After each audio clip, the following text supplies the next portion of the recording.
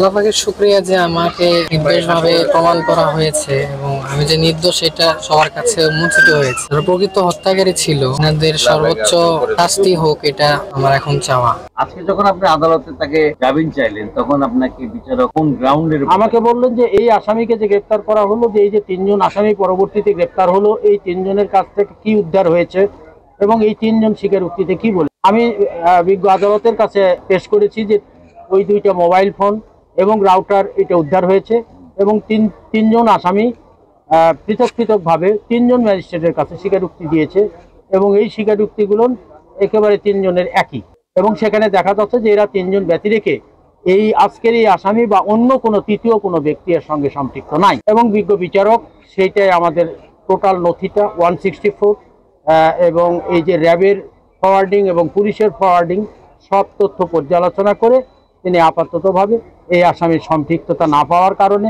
তিনি সন্তুষ্ট হয়ে তাকে জামিন দিয়েছেন।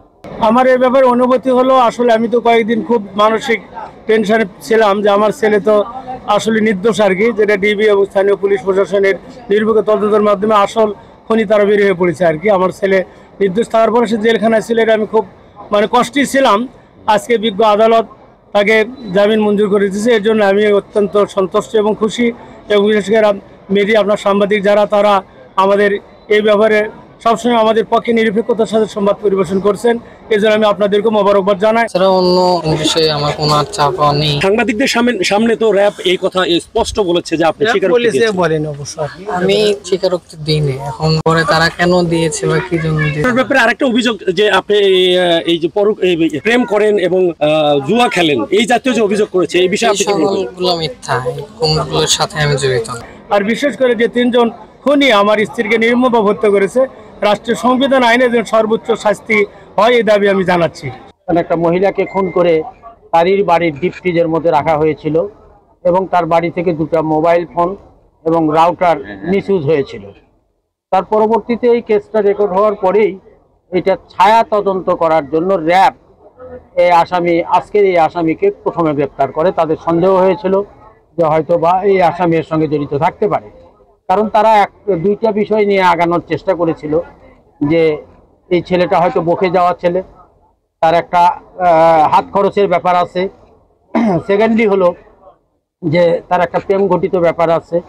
এই ধরনের বিষয় নিয়ে তারা সন্দেহ করেছিল যে হয়তো মায়ের সঙ্গে একটা দ্বিমত হয়েছিল, এই দ্বিমত হওয়ার কারণেই হয়তো সে এটা করেছে। এই কারণে র্যাব তাকে গ্রেপ্তার করে তাকে থানায় জমা দেওয়ার পরে আপনার রিমান্ড নেওয়া হয়েছিল 3 দিন। 3 দিনে তার কাছ থেকে এই হত্যাকাণ্ডের কোনো ক্লু উদ্ঘাটন হয় নাই।